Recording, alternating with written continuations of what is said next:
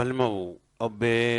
kalama ka fɔ Faransikaw kɛrɛnkɛrɛnnenya min ye u ka jamana kuntigi ye n'o ye Emmanuel Macron ye a jira k'a fɔ u ka kɛlɛbolo min n'u bɛ an fa dugukolo kan n'u k'a ma ko Barkhane o Barkhane ka fɔ an bɛ kalo min na n'o ye juin kalo ye o juin kalo ko u fori waati u ka kɛlɛbolo min bɛ Mali dugukolo kan ani jamana 5 minnu bɛ ni cɛncɛnfugakɛ bɛ ka jamanaw labɔ o jamana ninnu n'a bɛ fɔ a ma ko G5 Sahel o daminɛ o ye Mauritanie ye ka Mali da u kan sabu Mali fana bɛ Mauritanie ni kɔrɔn cɛ anw ka jamana de bɛ Mauritanie ni kɔrɔn cɛ Mauritanie Mali Burkina bɛ anw naga kɔrɔ an faso dugukolo a worodugu kɔrɔn seleke Burkina Faso bɛ Niger o fana bɛ anw ni kɔrɔn cɛ Chad o fana bɛ Niger ni kɔrɔn cɛ ni jamana 5 kofɔlen ninnu Faransi de ka sɔrɔlasiw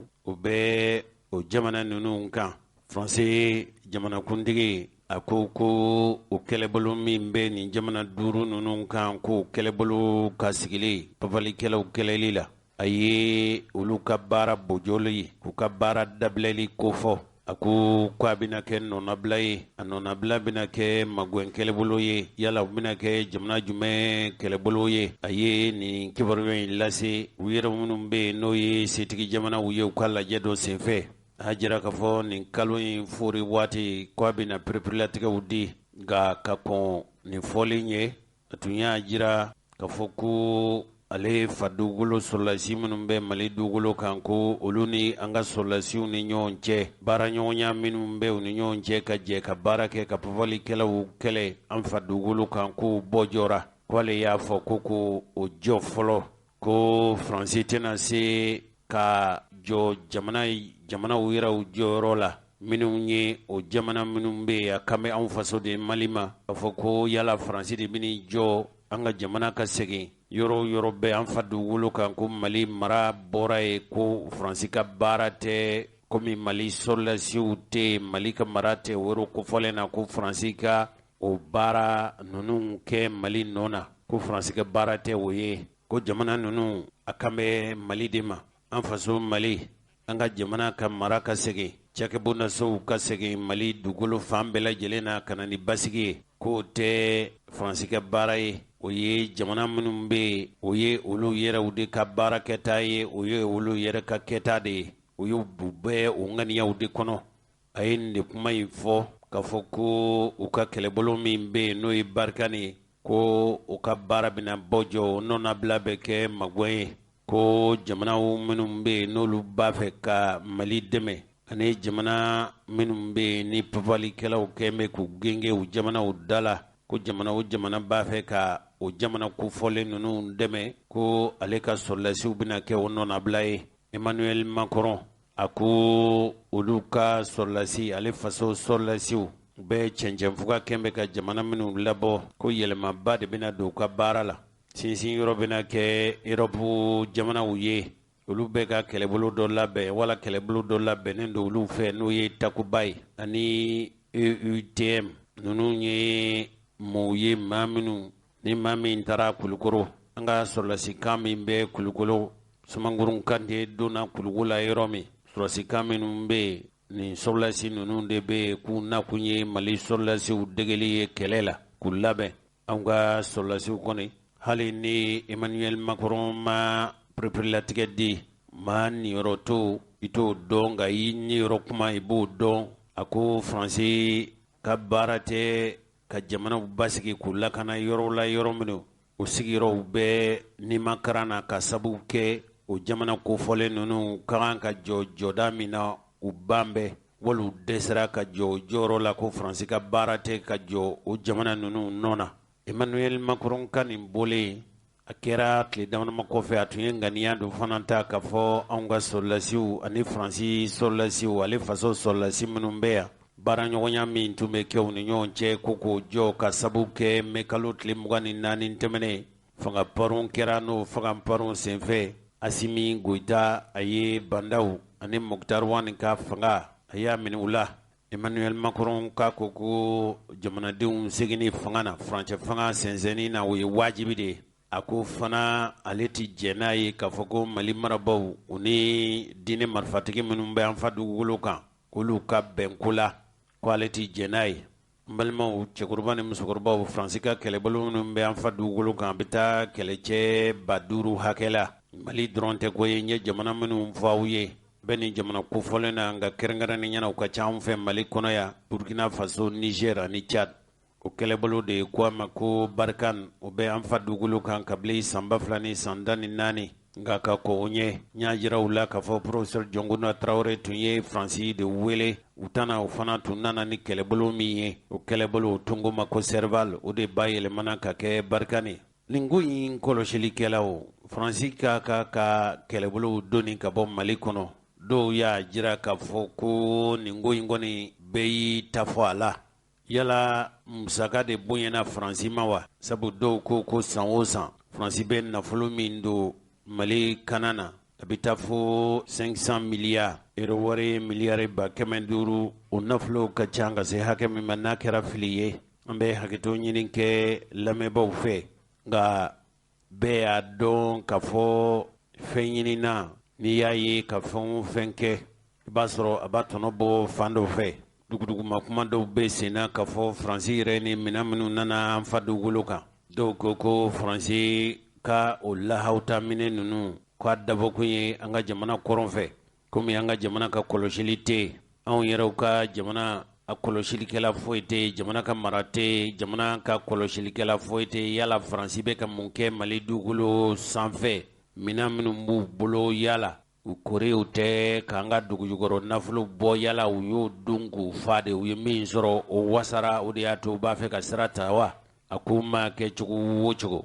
tuma dɔ la a ye se ka kɛ nafolo musaka min bɛ bɔ Faransi fɛ u ka kɛlɛcɛw ladonni na o musaka de girinyana dɔw taara k'a jira k'a fɔ ko ayi dɛ Faransi yɛrɛ jamanaden caman bɛ yen bi olu ka sɔrɔlasi minnu bɛ Mali dugukolo kan a tɛ o jamanadenw fɛla ye u ka hakilinata tɛ. Emmanuel Macron dun b'a fɛ ka bɔ fanga nɔfɛ ɲini cogo kura la a b'a fɛ ka waati kura ɲini fanga na i n'a fɔ olu ka jamana kan ni fanga kalifara i la furancɛ kɔnɔ n'i y'o sɔrɔ i bɛ se ka ɲini tuguni ko a b'a fɛ ka bɔ fanga nɔfɛ tuguni Faransi ka an ka jamana dugukolo bila yala a bɛna kɛ gɛlɛya ye wa an ka kɛlɛcɛw bɛ papalikɛla ninnu kɛlɛli min kɛ nin waati ani waati nata ninnu na nka ma bɔ sira o sira fɛ an ka jamana na se ka jɔ a ka jɔyɔrɔ la Faransi tun bɛ jɔda min na waati jan nataw ninnu na i n'a fɔ sɛbɛn min y'a jira cogo min o sɔrɔtigɛ de la diɲɛ jamana yɛrɛma hɔrɔnyɛnw olu ka kɛlɛbolo min bɛ a ko Faransi yɛrɛ yeli dama a bɛ tiɲɛnikɛla ninnu a bɛ u galabuw faga ni ye diɲɛ jamana yɛrɛma hɔrɔnyɛnw olu ka sɔrɔlasi ɲɛmɔgɔ dɔ ye ko ni bin kɛra olu kan ko Faransi ka kɛlɛbolo de bɛ olu magɛn avril kalo tɛmɛnen RFI y'a jira k'a fɔ olu ka sɔrɔlasi daga min n'o bɛ Kidali mara la ko papalikɛla ninnu jamakulu de taara firi olu kan ni Faransi tun ka sanakulun tɛ n'o ye kɛlɛkɛ sanakulun ye kodigi tun bɛ kɛ olu la kosɛbɛ nin ye mɔgɔ min ale sigilen don Tombouctou ko Faransi ka kɛlɛbolo kegunya minnu bɛ u la ni kɛlɛ dɔnni min bɛ u la ko ni Faransi ka kɛlɛbolo wulila ka bɔ Mali dugukolo kan tuma min na mɔgɔw mago bɛ magwɛna ni ye maa wɛrɛ ye ale y'a jira k'a fɔ kibaruya minnu ni o bɛ olu bolo olu ni Faransi kɛlɛcɛw bɛ kibaruyaw di u ma ko ni Faransi ka kɛlɛbolo wulila ka taa ko u na kɛnɛ labila papalikɛla ninnu ye ko u bɛna kɛnɛ langolonya nin ye diɲɛ jamana yɛrɛma hɔrɔnyɛnw olu ka sɔrɔlasi jalatigiba dɔ ye ko Faransi bɛ kɔlɔsili minnu kɛ wa u yɛrɛw ka kɛlɛbolo ka teli ka fɔ ko farafin jamana ninnu na se ka Faransi ka jɔyɔrɔ fa wa ko u bɛ don min i n'a fɔ ko bi a se t'u ye a kɛlɛminɛn yɛrɛ t'u bolo wa tuma dɔ la ni Faransi sɔrɔlasiw kɛra bɔfɛn ye a bɛna kɛnɛ de di papalikɛlaw ma ka sɔrɔ Faransi yɛrɛ ka kɛlɛbolo ani diɲɛ jamana yɛrɛma hɔrɔnyɛnw ka sɔrɔlasiw tɛ kɛlɛ kɛ ɲɔgɔn fɛ sabu Faransi ka kɛlɛ kun ye ka papalikɛla ninnu yɛrɛ du gosi ka kibaruyaw ɲini dabali ni janfa minnu bɛ labɛn ko janfa ninnu bɔrɔtɔ MINUSMA dun ka sɔrɔlasiw k'olu ka nakun ye cɛfɔ ni kanbɛn de ye olu kɔni ni bin kɛra olu kan olu bɛɛ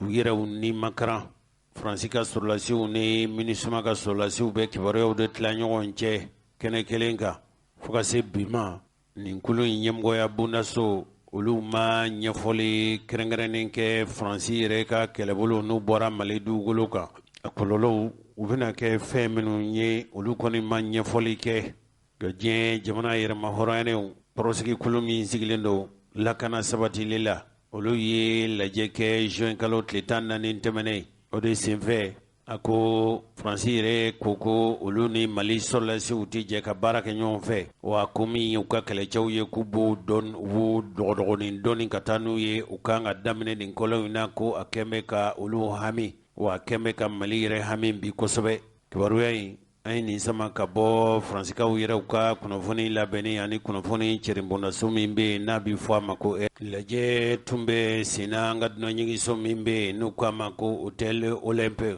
o bɛ anw yɛrɛw kɛrɛfɛ yan agɛlɛkɔkaw olu ka fara ɲɔgɔn kan tɔn min bɛ yen n'u k'a ma ko collectif de ressortissants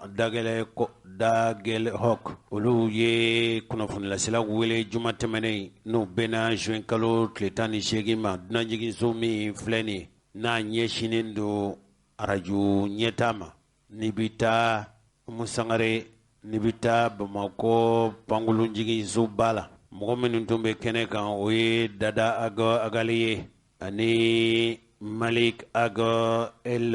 Jimit ani Mohamed Aga Biga u ye dantigɛli kɛ u k'u bɛɛ jamanadenw ladɔnniya hali minnu ye duniya fan wɛrɛ mɔgɔw ye lahalaya min bɛ olu fɛ Aguelhok olu yɛrɛ kɔni fɛ ko Aguelhok ka kɔlɔlɔ tɛ foyi ye MINUSMA yɛrɛ n'o ye Tchadiens olu ka kɛlɛcɛ min n'o bɛ Aguelhok masurunya na ko sabu u ka daga ni mu sigiyɔrɔ tɛ tɛmɛ mètre 200 hakɛ kan tuma o tuma ni bin kɛra o sɔrɔlasi ninnu kan min ye Aguelhok sigibaw ye u bɛ a kɔlɔlɔ sɔrɔ o dɔ ye jumɛn ye u bɛ minɛ k'a fa u bɛ minɛ papali walew bɛ ta k'a sɛgɛrɛ bɛɛ lajɛlen bɛ minɛ i n'a fɔ ko papalikɛlaw yɔrɔw bɛ kari-kari a kɛra i n'a fɔ Tchad ka sɔrɔlasi ninnu kɛn bɛ k'u degun bi kosɛbɛ avrikalo tɛmɛnen n'o ye avrikalo tile 2 ye ko kɛlɛ dɔ de taara k'u sɛgɛrɛ o kɛlɛ in tajuru saraw de taara k'u sɛgɛrɛ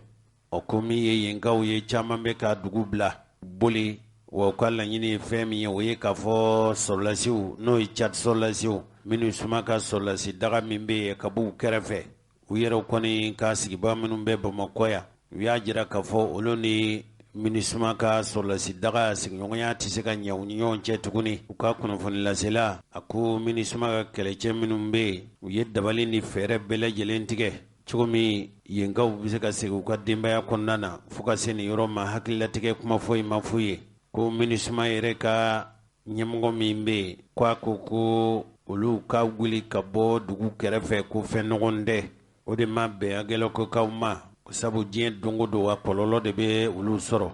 mɔgɔw bɛ yen mɔgɔ minnu olu yɛrɛw y'a jira k'a fɔ MINUSMA ka ɲɛmɔgɔ min bɛ yen a tɛ ka hami ni olu ye o de la u b'a ɲini tuguni MINUSMA fɛ a k'a ka sɔrɔlasi daga ta ka bɔ dugu kɛrɛfɛ sabu dugu yɛrɛ ka kisi de bɛ o la u bɛ Mali marabaaw ka ɲini u fɛ u ka dabali ni fɛɛrɛ tigɛ olu muso n'o den minnu bɛ yen u bɛ se ka to u sigiyɔrɔ la cogo min MINUSMA ka minɛnw cɛ ka taa fan wɛrɛ fɛ a tɛ k'a fɔ ko olu tɛ MINUSMA fɛ koyi nka u bɛ fɛn min ɲini dɔrɔn o ye MINUSMA baara minnu dira a ma a kɛ o baara ninnu kɛ u k'u bɛɛ balimaw fo minnu bɛ Kidal ani Awkar ani Tessalit olu fana bɛ ka faraw kan kɛlɛ in bɛ se ka ɲɛsɔrɔ cogo min u yɛrɛ kɔni fɛ ko Tchad sɔrɔlasiw bɛɛ ka olu ka mɔɔw fa minnu ma min u ma bɔ ko o kɛlɛ dɔ senfɛ k'u ka dugu mɔgɔ 5 olu minɛna o mɔgɔ 5 la 3 bɛ olu la minnu minɛna k'u fa wa nin t'a siɲɛ fɔlɔ ye waati bɛɛ lajɛlen na nin ɲɔgɔn na fali jugu bɛnsɛngoniya walew de bɛ taa k'u sɛgɛrɛ a kɛra i n'a fɔ olu kɔni bɛ kojugu fila ni ɲɔgɔn cɛ avrikalo tɛmɛnen dɔw nana bin Tchad sɔrɔlasiw kan Aguelhok a kɔlɔlɔ laban nana se Aguelhok dɔw ma tile damadama tɛmɛnen kɔfɛ olu yɛrɛ kɔni fɛ yala Tchad ka sɔrɔlasiw tɛ se ka bɔ yen wa hali n'a kɛra kilo 6 wala kilo 7 wala kilo 8 ɲɔgɔn ka mabɔ dugu la ko a musaka MINUSMA mɔgɔw ɲiningale ko musaka de bɛna bɔ kosɛbɛ k'u bɛna baara kɛ fɛɛrɛ bɛna ɲini ko MINUSMA tɛ se ka bɔ o yɔrɔ la ko n'i y'a ye ka fɔ nin kuma in bɛ fɔ nin cogo la tan ko pubalikɛla ninnu olu de bɛ k'a fɔ agɛlɔkaw ye k'u ka olu gɛn ka bɔ yen olu kɔni bɛ hakɛ de ɲini dɔrɔn ka fɔ ko pubalikɛlaw bɛ ka olu nɛgɛn wa olu bɛ ka hakɛ de ɲini sabu olu sirannen don dugu mu colola ka dugu bila maa yɛrɛ bɛ se k'a fɔ agɛlɔka ninnu caman bolila ka agɛlɔku bila ka sabu kɛ MINUSMA ale ka sɔrɔlasiw bɛ agɛlɔku dugu kɔnɔ ni pubalikɛla ninnu dun ko k'u b'u kɛlɛ a kɔlɔlɔ de bɛ se olu ma. An balimaw kunnafoni fasirilase sɛbɛn min bɛ n'a bɛ fɔ a ma ko l'indépendant ale ko juma tɛmɛnen n'o bɛnna nin kalo in juin kalo tile 11 ma Sikaso ko jɛgɛ feerela dɔ n'a tɔgɔ ye Amadu Jara k'ale fagara marifa la wala fagara marifa la Amadu Jara kɔni a ka feere yɔrɔ da la mɔgɔ dɔ fɛ n'o ko o y'i yɛrɛ kɛ sannikɛla ye a kɛra kɛlɛtigila de kɛrɛfɛ énergie ka ɲɛmɔgɔya bundaso min bɛ Sikaso kibaruya minnu sɔrɔla ko nin tigi taara jɛgɛ feerela in ka feere yɔrɔ da la sɔgɔmada fɛ a kɛra fajirimagɛn waati k'a ko ale nana jɛgɛ san tuma min na Amadu Jara bɛ ka jɛgɛ d'a ma nin ko sake min b'a bolo k'a ka sake in di marifa b'a bolo ale banni min kɛra ka marifa di ale banni min kɛra k'a ye mugu ci cɛ la k'a ka sake d'a ma k'a banni min kɛra k'a ye marifa bɔ ka mugu ci a la ka cɛ in fa a yɔrɔ la tuma min na a y'a fa k'a ye sake in to ye wari b'a kɔnɔ a sɔrɔla ka yɛlɛ moto kan ka boli a kɛra mɔgɔ dɔw ɲɛna olu laban olu taara polisiw ladɔnniya ko nka ko polisiw bɔra ka yɔrɔ bɛɛ lajɛlen lɛrawuli fo ka se sugu la u ma jaabi foyi sɔrɔ dɔw kɔni y'a jira k'a fɔ nin kɔni ye ko de ye dɔrɔn ko min tɛmɛna u yɛrɛw ni ɲɔgɔn cɛ ko sɛgɛsɛgɛliw bɛ sen na Sikaso lakana tigilamɔgɔw fɛ nin ko in bɛ se ka ɲɛdɔn cogo min.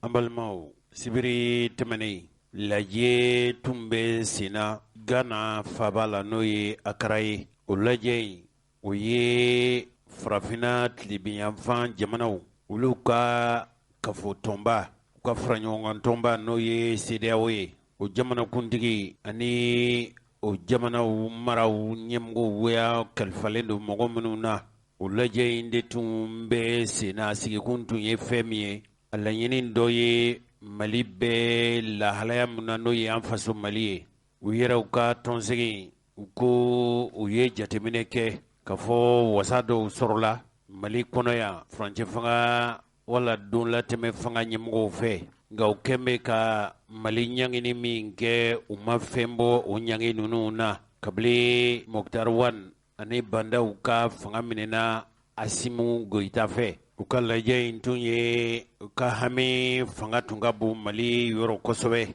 min yɛrɛ ye CEDEAO ka ciden kɛrɛnkɛrɛnnen ye n'o tun bɛ na fɛ Mali kɔnɔ yan n'o ye Goodluck Jonathan ye ale ye dantigɛli kɛ u ka lajɛ kɛnɛ kan Jean-Claude Kasiburu kolo min sigilen don jamanaw fangaw ka ko la ale fana tun bɛ kɛnɛ kan Goodluck ye jaabi minnu n'a y'o sɛbɛn in kalan a ko ɲɛ bɛ ka sɔrɔ dɔɔni maa bɛ se ka e jigi sigi ko ɲɛ sɔrɔli la ko sabu ko Mali kɔnɔ yan k'u ye jamana marabolo ɲɛmɔgɔ dɔ sugandi n'o tɛ sɔrɔlasi ye i n'a fɔ farafinna tilebiyanfan jamanaw o jamanakuntigiw y'a ɲini cogo min ko u ye jamana marakulu n'o ye gouvernement ye k'o fana sigira nka u tɛna sira di u hakililama tigɛ kosɛbɛ furancɛ fanga ka baara kɛcogo la u kɛn bɛ ka Mali ninbɔli min kɛ farafina tilebiyanfan jamanaw ka ko bɛɛ lajɛlen na ko o ni bɔlen k'u tɛna wuli fɔlɔ u bɛna nɔbɔlen ani a ko sɛgɛsɛgɛli kulu dɔ sigi u bɛn'o dabali an'o fɛɛrɛw tigɛ o fɛɛrɛ tigɛ in bɛna kɛ sabu ye minnu ni furancɛ fanga ani dolantɛmɛ fanga ɲɛmɔgɔw bi jɛ ka baara kɛ ɲɔgɔn fɛ min b'a to bɛn kɛra min kan o bɛ se ka nɔ bɔ n'a jirala k'a fɔ o kan ka wolo fɛn min na o de ye kalo 8 nata ninnu na u bɛ fore yɔrɔ o yɔrɔ jamanakuntigi kura na sigi n'o ye malidenw yɛrɛw ka fanga sigilen ye olu yɛrɛw kɔni fɛ u tɛ jɛn n'a ye wa a tɛ se ka bɔ a dɔgɔkɔrɔ fiyewu fo jamanakuntigi président kura ka sigi Mali la février kalo nata i n'a fɔ bɛn kɛra ka cogo min président kura na sigi jamanakuntigi kura na sigi wa wasaden kuraw na sugandi nka Gana Fabala ye jamanakuntigi minnu tun bɛ yen i n'a fɔ Côte d'Ivoire jamana ɲɛmɔgɔ Ibrahim Boubacar Keïta jamanakuntigi minnu tun bɛ yen i n'a fɔ Côte d'Ivoire jamanakuntigi n'o ye Alassane Dramane Ouattara ye u ye welewelema kɛ Mali dɛmɛbaaw ka a lajɛ cogo bɛɛ lajɛlen na u bɛ se ka Mali sɛnsɛn gɛlɛya gwengenen minnu ni Mali gwengenen don a gɛlɛya ninnu na gɛlɛya minnu ni a bɔ siraw ka ca kosɛbɛ u bɛ se ka Mali dɛmɛ cogo min Mali bɛ se k'a yɛrɛ bɔ gɛlɛya ninnu na cogo min o lajɛ 59nan in n'o ye farafinna tilebiyanfan jamanaw ka kafo tɔnba n y'a jira u la k'a fɔ a kɛra sibiri tɛmɛnen Akara u ye an faso Mali ɲangini min kɛ ka sen bɔ ka bolo bɔ u ka tɔnsigiw bɛɛ lajɛlen na hali n'a y'a sɔrɔ u ma dɔwɛrɛ fara Mali ka ɲangiw kan Goodluck Jonathan ye baara minnu kɛ Mali kɔnɔ ka bɔ juin kalo tile 8 ka se tile 9 tɛmɛnen ninnu ma a ko k'u bɛ ka sensɛn dɔɔni i n'a fɔ n y'a jira u la cogo min yala tun kan ka gouvernement in sigira sigi cogo min yala tun kan ka a ko lajɛ wa sabu nin yɔrɔ min n'o dira misɛn kɛrɛfɛ mɔgɔw ma o fanga bonyana kosɛbɛ i n'a fɔ ne kɔrɔkɛ yɛrɛ y'a jira cogo min n'o ye Sauti Haidara ye o kulu in de ye Ibrahim Boubacar Keïta ka fanga kɛlɛ ni o kɛra sabu ye Choguel Kokala Maïga sigira jamana marabolo n'o gouvernement o ɲɛmɔgɔbaya la politiki tɔntɔn minnu bɛ yen olu sen bɔra la kɛrɛnkɛrɛnniyana minnu bɛ yen n'o ye Ibrahim Boubacar Keïta nɔfɛ mɔgɔkɔrɔw ye a da ma se ko donlatɛmɛ fanga min sigira sarati kan minnu n'o o fanga sigikan kɛra o ye ko gouvernement sigi la ko o ye sarati kan minnu ni sigicogo minnu fɔ k'olu ma bɔ a sira fɛ nka a da ma se nin si ma olu yɛrɛw ka haminako jɔnjɔn ye fɛn min ye ka fara diɲɛ jamana magɛn kɛ kulu tɔw kan o de ye Mali ka taa Mali ka sɛnsɛn min b'a to jamanakuntigiw n'o ye président ni diputesigi ye u kana se ka bɔ a dɔgɔkɔrɔ fiyewu waati kofɔlen ninnu na kɔni cogo min ko u bɛ se ka ɲɛ sɔrɔ farafinna tilebiyanfan jamanaw ka lajɛ in u ko i n'a fɔ n y'a jira u la cogo min k'a fɔ u bɛ donlatɛmɛ fanga furancɛ fanga marabaaw k'u bɛ u nɔ bɔ k'u sɛnsɛn a ko si tɛna fɔ olu kɔ min b'a to ko ninnu u ka tɛmɛ u tɛmɛcogo la layidu minnu dira u layidu ninnu ka timɛ waati minnu dɔgɔdara k'u ka kɛ ka bɛn o ma min b'a to Mali bɛ segin a maracogo ɲuman na o de ye jamanakuntigi n'o ye présidentsigi ye u ka kɛ février kalo tile 27 san 2022 n'o kɛra bɛɛ o ye Mali ka nafa ye o ye tilebiyanfan farafinna tilebiyanfan jamana minnu n'olu ni Mali bɛ tɔn kelen na o ye olu bɛɛ lajɛlen ka nafa ye n y'a jira u la k'a fɔ min ye Alassane Dramane Ouattara ye a jamanakuntigi bɔɲɔgɔnw tɔgɔ la u y'a ɲini k'a fɔ Mali magɛnkɛbaaw nafolo ni magɛn wɛrɛ sira fɛ bɛɛ kɛ Mali sɛnsɛn ka Mali dɛmɛ ninnu ye kuma min olu yɛrɛ kɔni ka fɔcogo la ni Mali m'a yɛrɛ sɔrɔ fiyewu ni malidenw m'u yɛrɛw sɔrɔ a kɔlɔlɔ bɛ se farafinna yɛrɛ tilebiyanfan jamana bɛɛ lajɛlen ma kɛrɛnkɛrɛnnen ɲɛna cɛncɛnfuga kɛn bɛ ka jamana minnu labɔ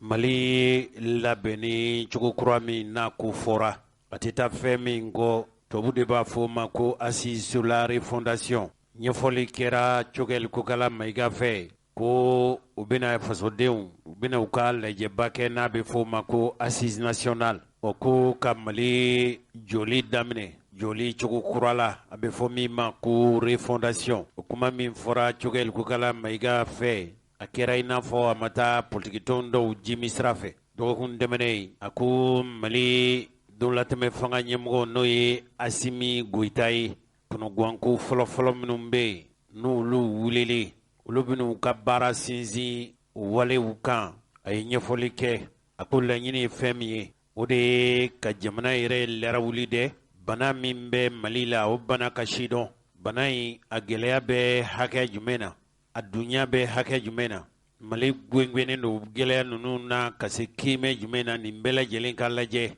nka o n'a ta bɛɛ politikitɔnw bɛ yen i n'a fɔ Ibrahim Boubacar Keïta tɔgɔlatɔ n'o ye RPM ye i n'a fɔ i bɛ ka jɛɲɔgɔn politiki kulu dɔw i n'a fɔ Parena olu yɛrɛw fɛ olu ma ɲɛci ye nin ko ninnu na Mali yɛrɛ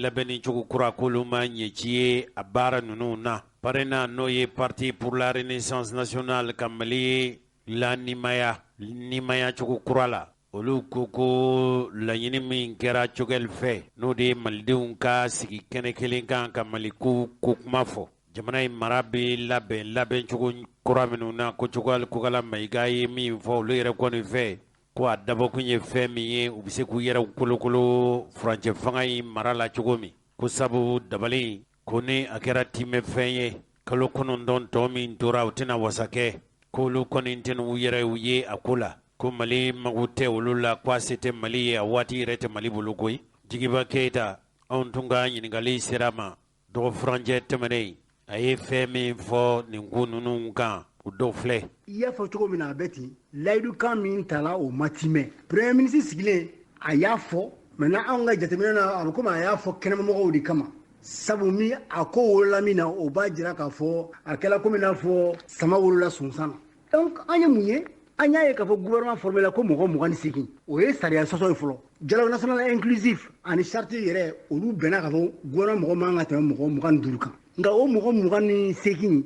a bɛɛ ye sɔrɔdasi mɔgɔw ani M5 mɔgɔw ye donc jamana fan tɔ bɛɛ bɔra la an y'o de fɔ n ko donc layidu ma timɛ layidukan min tala maliyɛnw ɲɛ a layidu ma timɛ layidukan min tala communauté internationale ni jamana tɔw ye n'o ye jamana tɔw ye a layidu ma timɛ an ko haya u ka sabali parce que o kɔlɔlɔ ye mun ye o kɔlɔlɔ ye k'a fɔ k'u ye gouvernement sigi min ti transition gouvernement ka sariya kɔnɔ sabu bɛnkan ma kɛ a kan ni min bɔla a kɔnɔ Choguel n'a ka mɔgɔw y'o san an y'o de fɔ dakuruɲɛ 2 la an sigila ka mun fɔ n ko n'i y'a lajɛ a bɔra 25 la ka taa 28 na mɔgɔ 28 na saba min farala kan n'i y'a lajɛ o musaka ye hakɛ min ye i b'a dɔn k'a fɔ Mali bɛ gɛlɛya min kɔnɔ Choguel ma faamu o tɛmɛnen kɔ an ko fana u y'o min kɛ nin ye n'i y'a ta k'a lajɛ a bɛ wolo min na mɔgɔ si tɛ a dɔn o de y'a to an ko bon an bɛ ladilikan fɔ parce que transition ɲɛni de ka di anw ye yanni tile 2 tile 3 a ka classe politique mɔgɔw fara ɲɔgɔn kan n'a y'a diya ani société civile an ka tile 2 kuma kɛ k'a fɔ haya transition tɔ ye kalo 9 ye an bɛ se ka mun kɛ kalo 9 kɔnɔ o sigi ka fɔ kɛ joona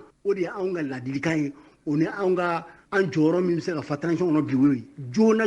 an ka sigi ka kuma an bɛ se ka mun kɛ kalo 9 kɔnɔ dakuruɲɛ 2 la an y'o de fɔ an ka déclaration kɔnɔ. nin tun ye Jigiba Keita ye politikitɔn min bɛ yen n'o ye Ibrahim Boubacar Keïta tɔgɔlatɔ ye n'u ko ka fara ɲɔgɔn kan faso Mali ye RPM olu yɛrɛ kɔni nin jamalajɛ sigi kura in Mali jɔcogo kura ko fɔ ko ani kɛli man kan nin waati la wa kɛkun yɛrɛ t'a la wa Mali yɛrɛ ka haminako jɔnjɔn tɛ Umar Sise n'ale ye RPM tɔn politiki ɲɛmɔgɔ dɔ ye denmisɛnw tɔgɔ la ale ko yalaw ni ɲɔgɔn na kuma dɔ ma sigi wa n'o ye dialogue national inclusif ye ko ni Mali b'a fɛ ka jɔcogo kura ɲini k'o ye Mali jɔcogo kura dabali ni fɛɛrɛ dɔ ye ko kuma bɛna sigi fɛn o fɛn kan ko jamanadenw ye forobasigi min kɛ o forobasigi in ale kumana nin bɛɛ lajɛlen kan wa o tɔnsigiba min kɛra bɛɛ lajɛlen niyɔrɔ sɔrɔlo la ka kunbɛn wɛrɛ labɛn o bɛna kɛ musaka bɔ gansan de ye olu dun b'a ɲini de dɔ ka bɔ jamana ka musaka la minnu bɛ yen n'olu tun ye Ibrahim Boubacar Keïta fɛmɔgɔw ye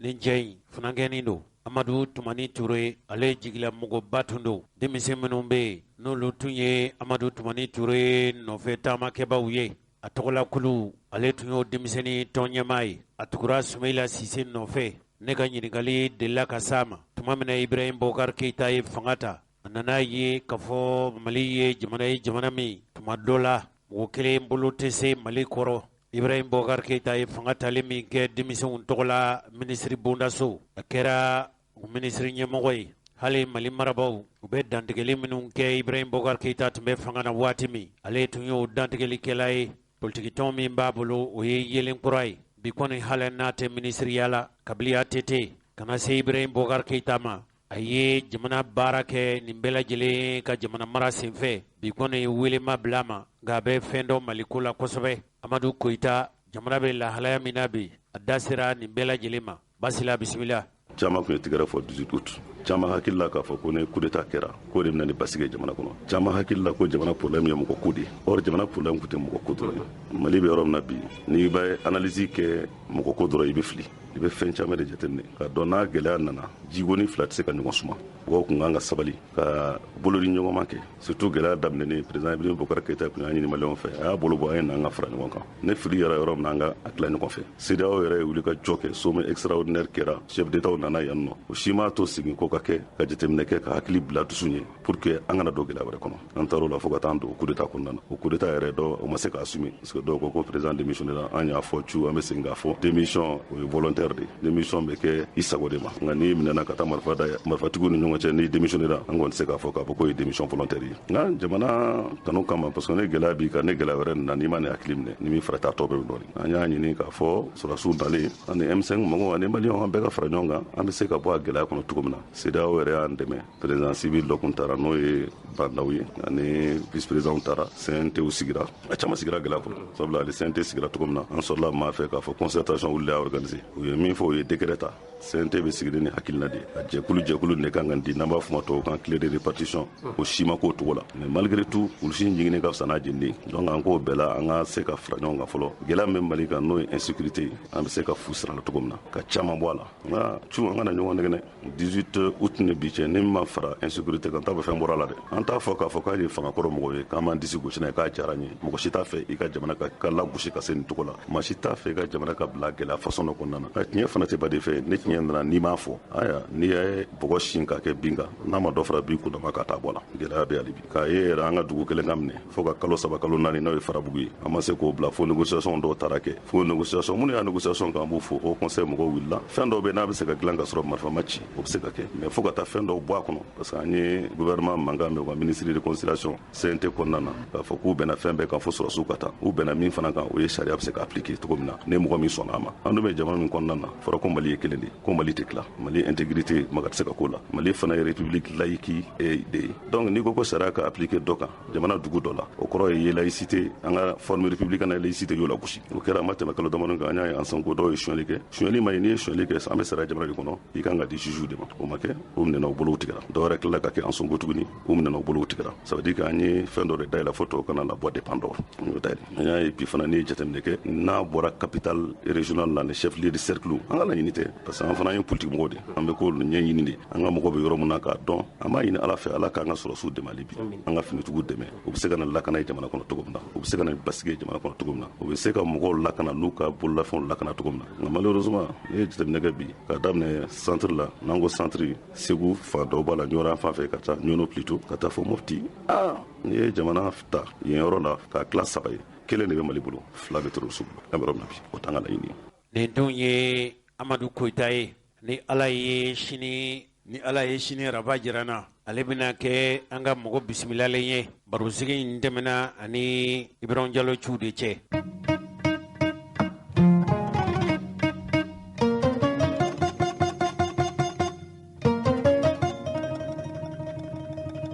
politikitɔn min bɛ yen min ye UMRDA faso jigi ye olu tun ye u ka ɲɛmɔgɔya lajɛ kɛ n'o kɛra nin kalo in tile 19 tɛmɛnen u yɛrɛ u ka fɔcogo la jamana bɛ lahalaya minnu na bi n'o ye lahalaya gwɛlɛnw ye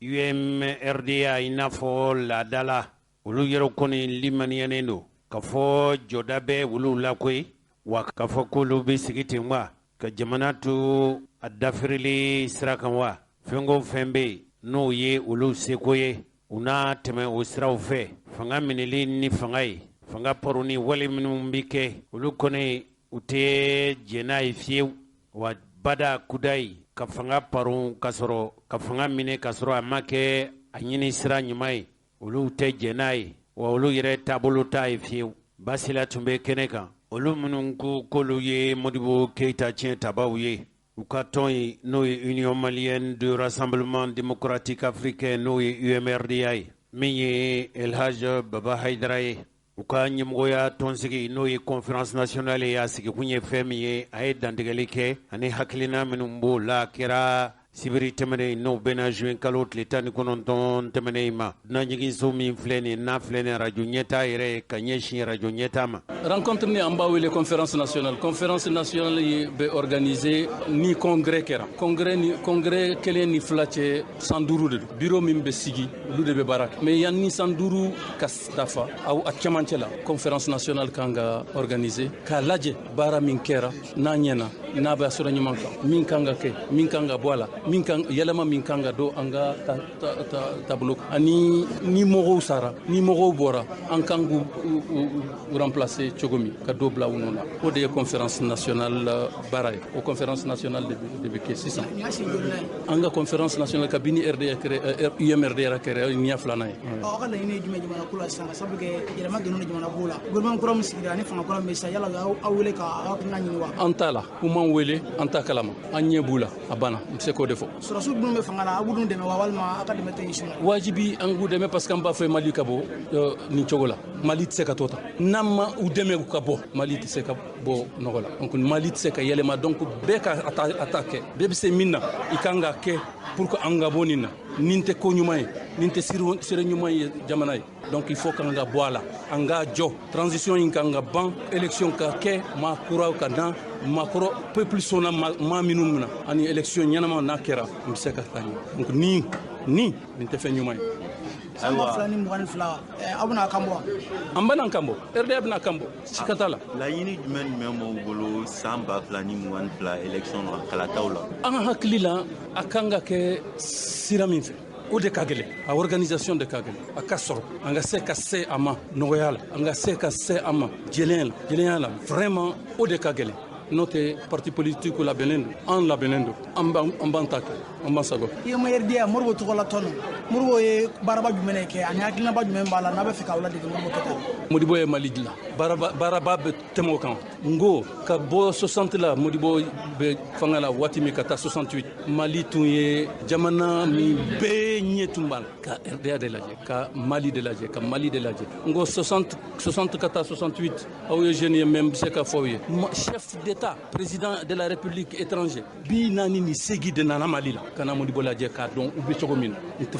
tɛ fɛn fɛra nin kan n ko 48 chefs d'État et de gouvernement sont venus au Mali pour voir ce que le Mali est en train de faire comment ils ont fait armée tun tɛ tɛmɛ an kan usine bɛ Mali la a tɛ fo fɛn min bɛ Mali bɛ fɛn min produit usine bɛ yan min b'a transformer o de ye Comatex ye o de ye fɛn caman an tɛ se ka kan mais Mali kɛrɛyara Mali delila ka kɛ Mali bɛ se ka kɛ sini an b'o sira de kan. ka daminɛ 91 la ka na bila fo sisan Mali bɛ gɛlɛya kɔnɔ aw ye parti ye min tɔgɔ la Modibo Kɛta la aw sera ka jɔyɔrɔ jumɛn kɛ Mali gɛlɛya ko la ani aw bɛna labɛn jumɛn sabati gɛlɛya ka taa la. bon a ka gɛlɛn peut-être i ka bamanankan t'o faamu mais ce que je suis en train de dire c'est que de 91 à aujourd'hui 91 jɔn de y'a kɛ RDA mɔgɔw de y'a kɛ pour que Musa ka bin an de tun bɛ clandestine ta an maakɔrɔw de tun bɛ clandestine la fo Musa binna mais tɔgɔ ye min fɔ a b'a résumé franchement an tun b'a fɛ ka Mali ka taa sira min fɛ o de jɛnsɛra o de tiɲɛna hali bi an ma ɲɛ sɔrɔ hali bi mentalité idéaux du président et des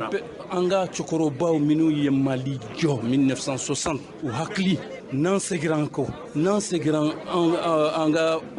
baarajugu in na n'an segira n'an y'u ka sira ta Mali bɛ taa ɲɛ. an balimaw a tɛ kalo saba bɔ ka sabu kɛ Haut Conseil islamique ka cɛsiri ye kɛrɛnkɛrɛnniyana min ye Haut Conseil islamique ɲɛmɔgɔba ye bi n'o ye Sheikh Usman Sherif Madani Haidara ye u ka cɛsiri nana kɛ sabu ye donsow ani minnu bɛ yen n'olu ko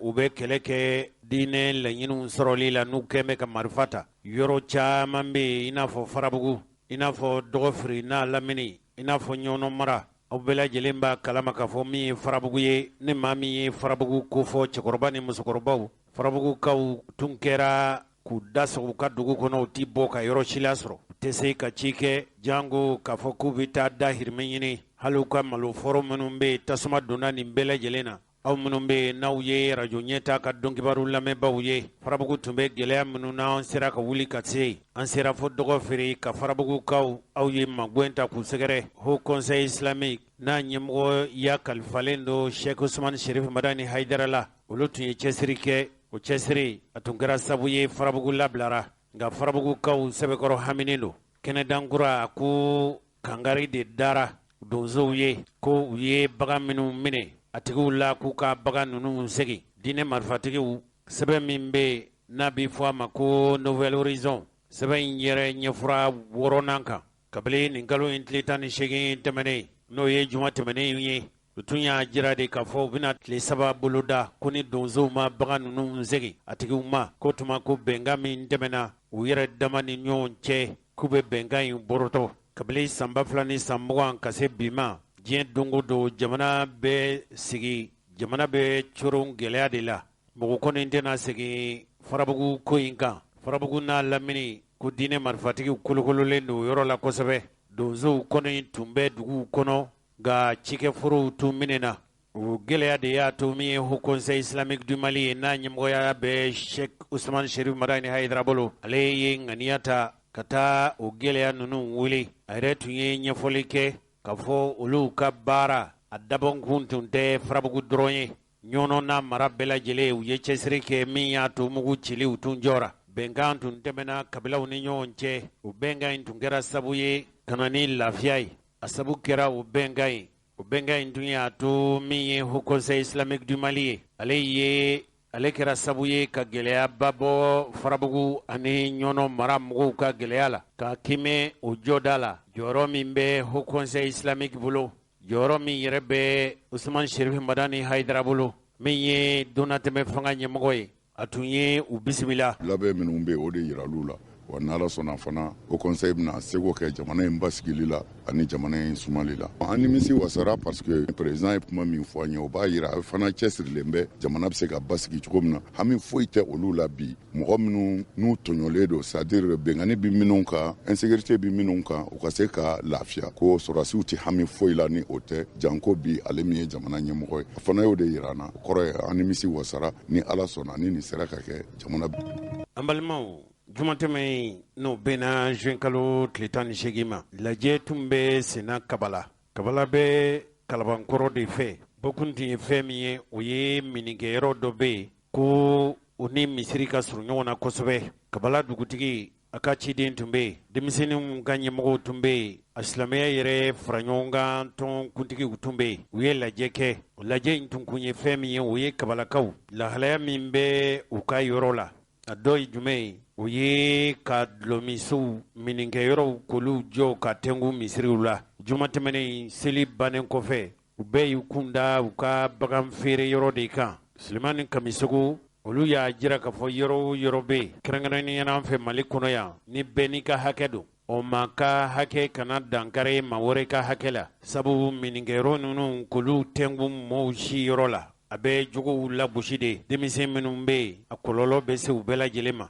Ablaye Kanta ale tun ye an ka ciden ye a ye seereya minnu sɔrɔ a kɛnɛ kan o seereya ninnu filɛ nin jumadon min na bɛnna juin kalo tile 18 ma san 2021 kabalakaw bɔra ni ka caya jumajigi kɔfɛ kabala wɛrɛda la ni ka taa u ka dusumakasa yira o de ye k'a fɔ baariso minnu bɛ kabala olu bɛ se ka datugu cogo mun na ko ka sabu kɛ a kɔlɔlɔ o bɛ ka se sigida denw ma seereya min sɔrɔla kɛnɛ kan ye olu filɛ nin Ne tɔgɔ ye Ali Konta, ne ye collectif des familles de Kabala pour la lutte contre le bar, ne ye o premier vice-président ye. An ye jama fara ɲɔgɔn kan ka sababu kɛ an wulila k'an jɔ ka bar ninnu kɛlɛ. Bar ninnu minnu b'a la k'u sigi de façon anarchique a Kabala parce que n'i ye Kabala jateminɛ sisan yɔrɔ dɔ bɛ yen nɔ ko Kokani tournée ka bɔ Kokani tournée la ka na Wɛrɛda la a tɛ 1 kilomètre bɔ o 1 kilomètre kɔnɔna na misiri 2 de bɛ yen mais barso 5 de bɛ yen kalanso 2 de bɛ yen nɔ barso 5 de bɛ yen o de kama an wulila k'a fɔ ko an b'a fɛ k'u kɛlɛ mais an t'a fɛ k'u kɛlɛ ni bese ni muru baru ye an b'a fɛ k'u kɛlɛ ni sariya sira ye an b'a fɛ k'u kɛlɛ ni hakili sira de n y'a f'i ɲɛna cogo min na an wulila an bɛ ka sariya de bato an taara monsieur le maire fɛ an ye pétition dɔ signé an ye lettre dɔ d'a kan ka taa n'a ye monsieur le maire fɛ k'a fɔ a ɲɛna monsieur le maire an tɔɔrɔla nin bari in installation in na bari in a mankan a misiki a sungurubaw aw bɛ hakɛ to a dulɔ kasa a joint kasa a bɛ k'an tɔɔrɔ fɛn wɛrɛ fana bɛ yen nɔ an balimakɛ dɔ bɛ yen nɔ u delila k'a faga bariso in kɔnɔ ni mɔgɔw y'a mɛn o hakili la k'a fɔ ko ale yɛrɛ taara bariso in na non non non ale ma taa bariso la dɛ ale tɛmɛtɔ tun don mais a y'a sɔrɔ mɔgɔw bɛɛ fani ni jugu la a k'u ma ko hey o tuma na aw t'aw daminɛ wa dɔw tɛla k'a nɛni tuguni donc ale a wulila dɔrɔn a ye kɛlɛ kɛ o ye muru bɔ k'a turu a disi la a sara o yɔrɔ la mais a sato alhamdulillah a ko ashhadu an la ilaha illallah wa ashhadu anna muhammadan rasulullah lakana bɛ ka bafu ye denmisɛnninw tɛ se ka mara tuguni donc an wulila vraiment an sera monsieur le maire ma an k'a ma ko o don su an de ye jeunes calmer yan sinon jeunes tun bɛ taa yɔrɔ in u b'a kɛ mugu ye walima u b'a kɛ ɲinti ye yɔrɔnin kelen mais an k'u ma ko ayi a tɛ kɛ ten sariya de bɛ yen nɔ donc monsieur le maire i k'a lajɛ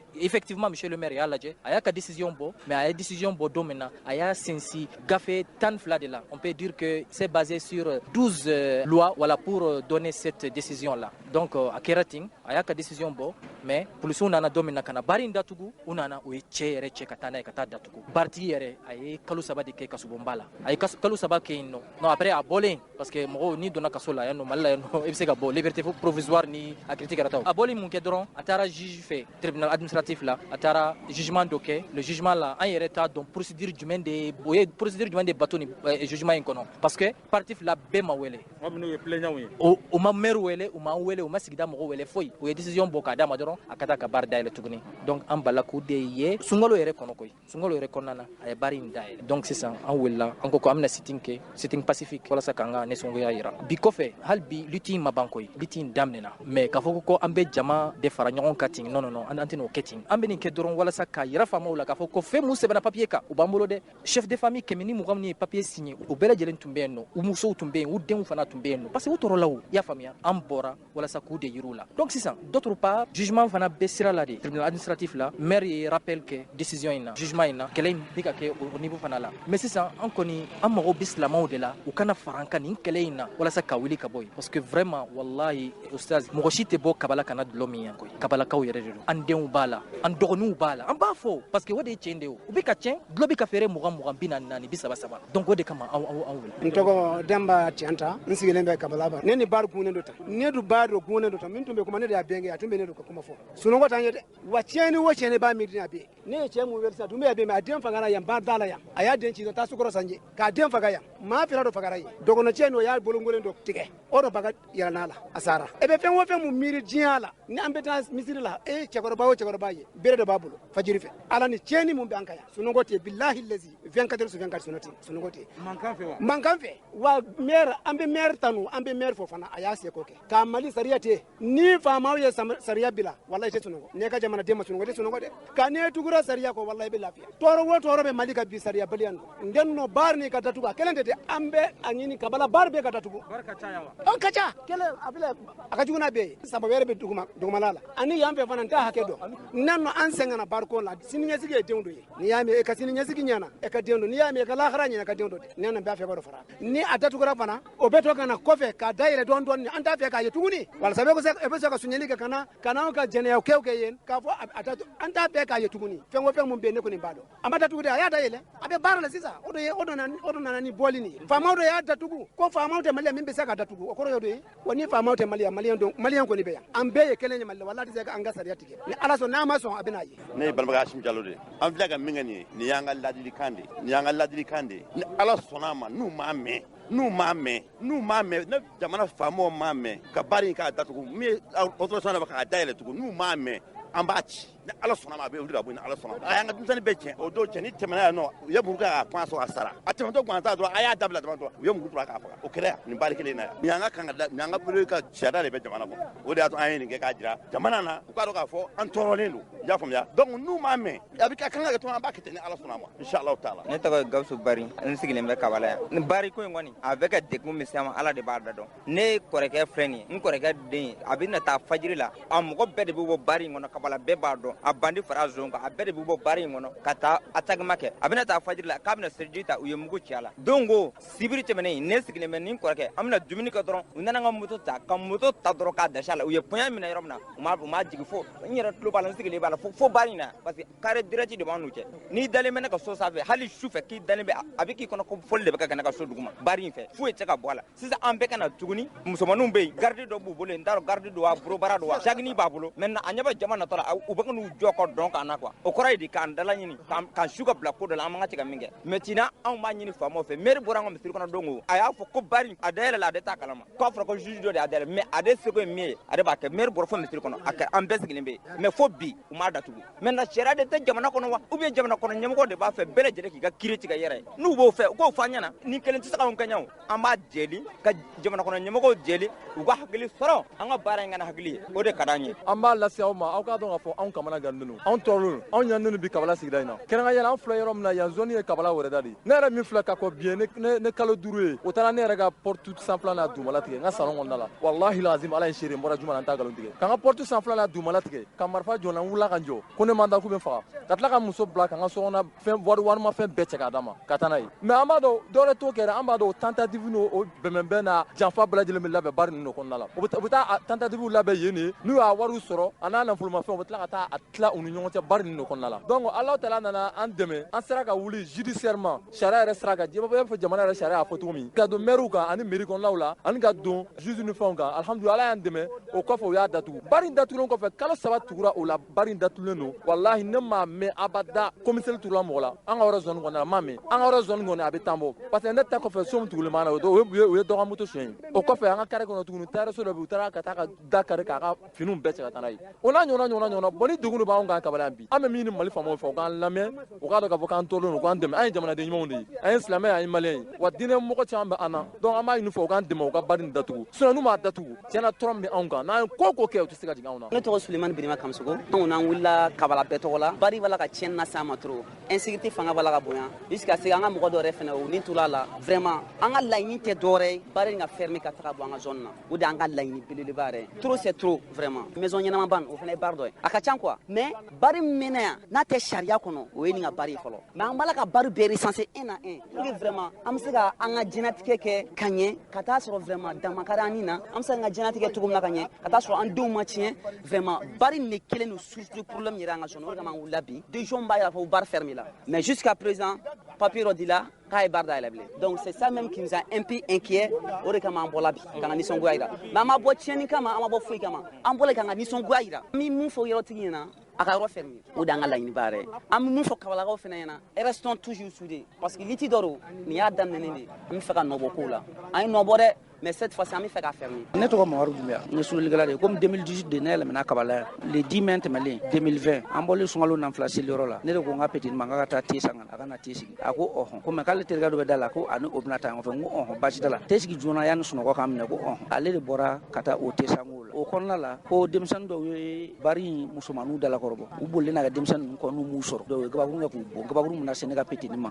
donc comme gabakurun mina s'o ma o fana réagira u taara dɔ wele gulɔso in kɔnɔ o falen gulɔ la fana na muru b'a bolo a fana na jaba ne ka petini fɛ dɔw ko muru min dogolen don a bolo a m'a dɔn mais muru kɔni ye sisi de k'i tɛgɛ laseri n'a ye ka bɛn a gɔnɔ ma o tan ne kɔnɔ dɔ taara ne wele so a bɔn ko petini sɔgɔra ko ne ka n'a nɔfɛ ne ko o ma n ko bon n k'a bɛ min a ko k'a bɛ kare kɔnɔ n ko bon a to n ka mobili la ne mobili la bon an nana an bɛna ta an n'a sɔrɔ ɲɛnakili yɛrɛ ka teli kosɛbɛ bon an kɔni y'a ta yanni k'an se dɔgɔtɔrɔso la kɔni en réalité an ni ma se yen quoi ko in kɔni kɛra o kɛcogo in la bon sisan komi sigida mɔgɔw yɛrɛ fana ko olu tɛ jɛn n'a ye baara ka kɛ parce que bɛɛ de tɔnɔnen don bon ninnu tɛ mɔgɔ faga ko fɔlɔ ye baarako in sababuya la sigida bɛɛ fana fara ɲɔgɔn kan donc an bɛ fɛ baara in ka mabɔ anw na pour que an ka lafiya parce que mɔgɔw tɛ lafiya misigi mankan fɛ mɔgɔw tɛ lafiya suɲɛli fɛ kuluba polisiw kɔni petini minɛ parce que baara action kɛla a kun y'i dogo olu kɔni y'a ɲini k'a ye k'a minɛ u y'an bila ka taa commune 5 tribunal la olu kɔni y'an ka kumakanw ta k'a fɔ ko cour d'assises de don u bɛna to ni cour d'assises sera u bɛ ci bila an ma bon pour le moment kɔni ko in bɛ au niveau la fɔlɔ a datugulen don a datugulen don a bɛ prison centrale la awɔ a bɛ yen an balimaw kunnafoni kuncɛla bisa ni ala ye sini dɔnkibaru jirana an bɛna barosigi kɛ ni Amadu Koyita ye o Amadu Koyita ye kabili ATT bɛ fanga na denmisɛn minnu bɛ yen n'o ye ATT tɔgɔla politiki tɔn o tɔgɔla tɔn denmisɛnw tun ka ɲɛmɔgɔ de tun y'ale ye ATT ka fanga bannen kɔfɛ n y'a jira u la k'a fɔ a tun farala Sumayila Sise kan Sumela Sise Togola Kulu anana ye k'a fɔ Ibrahim Boubacar Keita ye mɔgɔ ye min ni dɛmɛ ka kan hali n'a y'a sɔrɔ k'a fɔ k'a tun ye IBK jalaki kosɛbɛ a laban a nana fara Ibrahim Boubacar Keita kan a n'o ye IBK ka fanga in bɛɛ lajɛlen tuma dɔ la u ye furancɛ jan kɛ ɲɔgɔn fɛ fo ka na Ibrahim Boubacar Keita ka fanga in parodon min sɔrɔlasiw fɛ o y'a sɔrɔ a bɛ minisiriya la fo ka se nin yɔrɔ in ma mɔgɔ bɛ limaniya k'a fɔ n'i ye Mali denmisɛnw ta mɔgɔ minnu bɛ yen nin waati laban in na ni san tan laban in na wala ni san mugan laban in na minnu bɛ Maliko kalama ale b'o la a bɛna kɛ an ka mɔgɔ bisimilalen sini donkibaru kɛnɛ kan an bɛna masala jan kɛ kabi IBK bɛ fanga na janfa minnu a yɛrɛ ka fɔcogo la janfa ni dabalijugu minnu tigɛra n'a tun y'a sɔrɔ k'a fɔ ɲɛci bɛ fanga firi la ɲantuma Mali lafiyara baro in sigira Ibrahim Diallo Thiou fɛ an bɛna baro in sigi sini ni Ala sɔnna ma aw hakili b'a la k'a fɔ n'i sera Sebenikɔrɔ bɔlɔnjan min bɛ yen n'u k'a ma ko sɛti sirafara yanni ka don échangeur fɔlɔ jukɔrɔ u kɛlen don ka banamini min kɛ n'i bɛ yɛlɛ o sanfɛ ka sira tigɛ yanni ka se fɔlɔfɔlɔ ma i kinibolo fɛ o bɔlɔnjan bɛ yen o bɔlɔnjan in bolibaw a kɛlen don bolo jigilatigɛ ye sabu ji kɛmɛ ka sira bɛɛ lajɛlen tigɛ an tɛna fɛn wɛrɛ fɔ o sira in tigɛli tuma dɔ la a turu tun taara ka da baramuso u ka baarakɛyɔrɔ min bɛ kuluju seleke fɛ k'olu ka baarakɛyɔrɔ ji k'o de kɛmɛ ka siraw tigɛ anw ka sɛgɛsɛgɛli tun bɔra a kan a nana ye k'a fɔ olu ye dabali ni fɛɛrɛw tigɛ min b'a to ka ji kɔlɔlɔ fanga kana bonya wala ji kɔlɔlɔ kana se siraba kan nka a nana ye a tɛ dabila jɔn k'a la ne yɛrɛ kɔni taara ɲ'a ye ne m'a fɔ k'a fɔ tuma dɔ la ko baramuso ka ji tun tɛ bɔ ka sira tigɛ nka du o du bɛ yen n'o tɛnkunnen don siraba la mɔɔw ka wuluwulu de tun bɛ bɔ o ji de bɛna woyo sa ka na sira tigɛ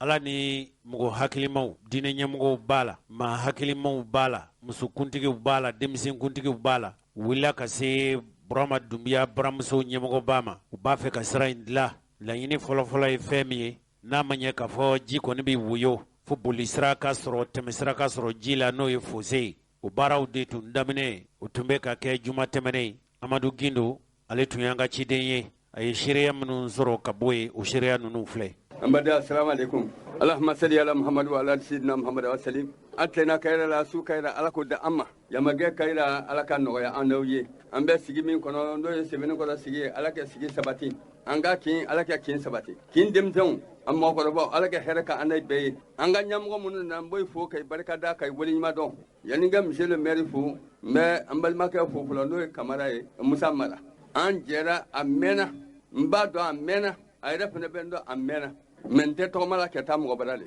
parce que sen tɔn kɔrɔ n'a fɔ ye n ka i ka mɔbili ɲini ka di yan bien moto ɲini ka di yan a yi ban n'o ma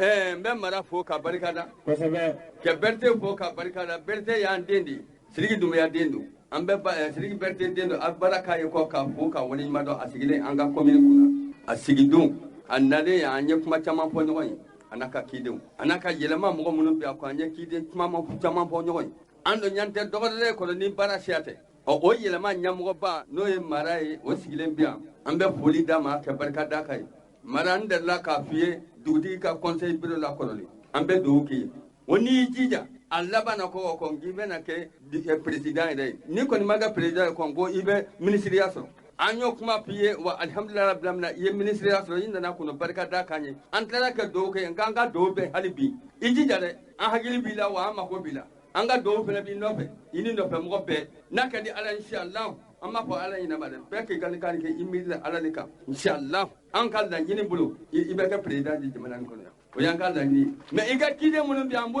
fɔ Isa Dunbiya tɔgɔ la dugutigi tɔgɔ la a ka conseil bɛɛ tɔgɔ la an ka chef de secteur bɛɛ tɔgɔ la jeunesse yɛrɛ tɔgɔ la musow ka bureau tɔgɔ la ani yɛlɛma bureau bɛɛ ani Sidiki mɔgɔw kɛ foli di bɛɛ ma kɛ bɛɛ barika da kɛ bɛɛ waleɲuman dɔn an badenw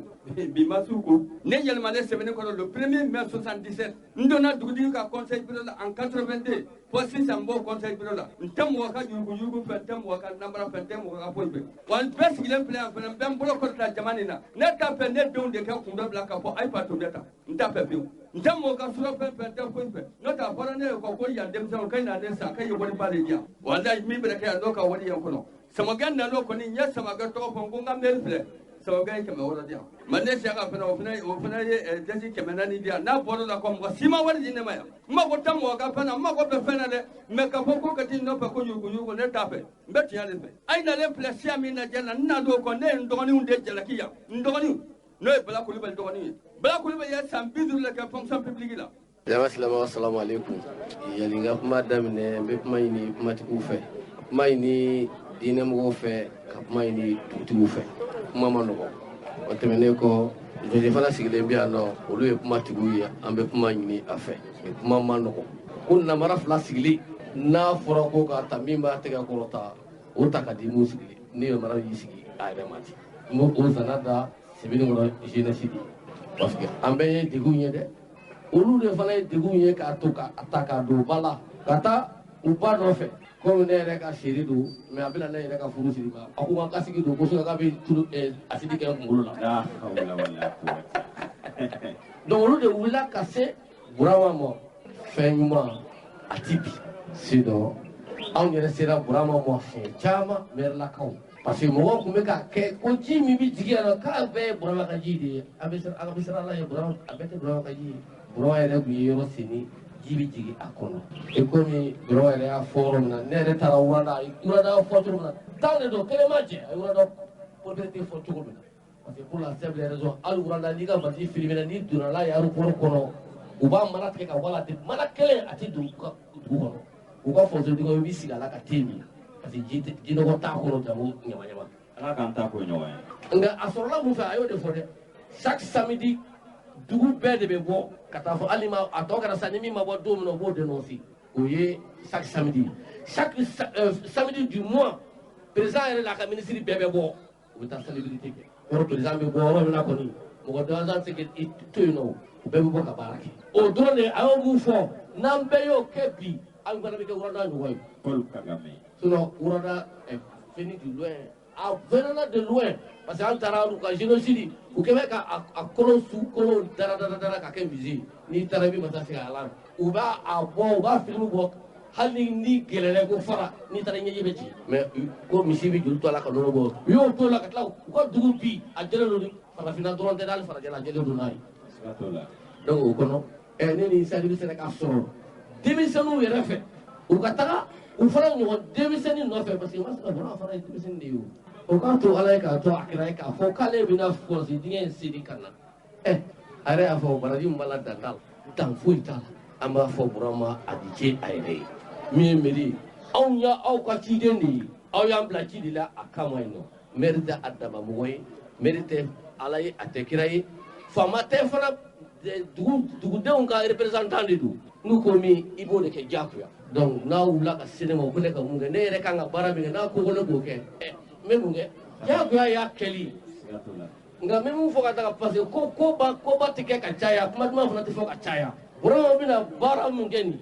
mairie ka accompagnement fɛn fɛn b'a la bureau communal ani conseil communal anw ka effort a tɛ kɛ défaut ye fiyewu nin ko la bololankɔni kelen tɛ bɛlɛ ta Burama ye initiative sɔrɔ il faut que mairilakaw ka appuyer ne kɔni b'a dɔn ka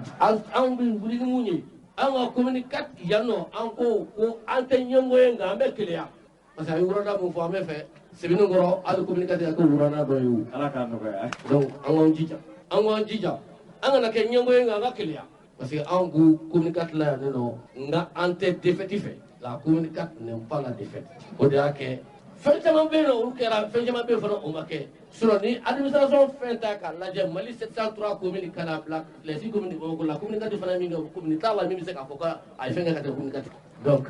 ni commune 4 den dɔ nana sɔrɔ ka nin kuma fɔ yan yɔrɔ tɛ o hali ACI kɔnɔ Burama ye baara kɛ yen an ye Burama nɔ ye yɔrɔ caman na ko avion nga b'a kɔ Burama nga fana b'a kɔ n tɛ jeli ye mais ni mun kɛra i b'o fɔ quoi donc n bɛ Burama fo ka a wale ɲuman dɔn k'a fɔ anw kɔni ka accompagnement ça ne fera pas défaut an b'a kɔ bi an b'a kɔ sini pour que nin sira in a bɛ se ka réaliser cogo min n'Ala sɔnn'a ma dès lundi chômage directeur ne b'a wele ni min kan ka kɛ o bɛ kɛ nin sira in n b'aw fo mɔgɔ mɛnna sigilen ka kɛ dɔ ɲini bɛɛ fɛ k'a fɔ an ka dugawu kɛ Burama ye nin lawari bɛna bɔ nafolo min na Ala ka a ɲɔgɔn caman bila an nɔ na Ala k'a ɲɔgɔn caman bila an nɔ jeune minnu fana ye initiative ta jeune hali bi a ma ban dɛ a kana ɲinɛ ɲimi ka kɛɲɛ a ka kɛɲɛ k'u la dɛ a ye wuli aw k'a jɔ hali bi parce que a fɔra ko dugu avenir ye a ka jeunesse de n'o ye tiɲɛ ye jeunesse aw man k'a sigi dɛ c'est pourquoi à un moment donné 600 000 ni iba montana ka dugu fana ne ya tete ko ne me ako jeunesse dugu ka avenir o ka sɔrɔ jeunesse kɛnɛ man dɛ mais na aw sara de be karanta aw bɛna mun kɛ aw bɛ kɛ dugu ka avenir tugu donc aw y'aw jija dɛ a k'olu kow bila a ka ɲɛsin baara ma c'est le travail assure l'indépendance. An balimaw nin bɛna dansigi kɛ bi aw ka dɔn kibaru la ni ala ye sini dɔn kibaru jira an na an bɛna kibaruya wɛrɛ lase aw ma minnu ni bita ninnu tɛ kelen ye an'an ye layidu minnu ta inshallah o kibaruya ninnu bɛ lase aw ma mɔgɔ minnu bɛ yen n'o ye Jose Traoré ka hejidenw ye ko k'a fɔ aw ye aw fɛn o fɛn bɛ yen n'aw kɔni aw ko k'a ka wari to mara la hali minnu yɛrɛw bɛ yen kɛ n'u y'u ka wari dɔw ta ko k'a f'u ye k'a fɔ ni seliba seli kɔni tɛmɛna seliba kalo u tila ka kɛɲɛ kalan walanda bɛna dayɛlɛ jigiya ɲuman fɛ kalo o kalo a dɔgɔyalen ye kalan walanda kelen ye a dabakun ye fɛn min ye o ye an ka labɛnw sabati yanni san wɛrɛ heji cɛ an baden cɛ ni muso maakɔrɔba ni denmisɛn aw ni ce aw ka tulomajɔ la hakɛto bɛ nin kan saliyala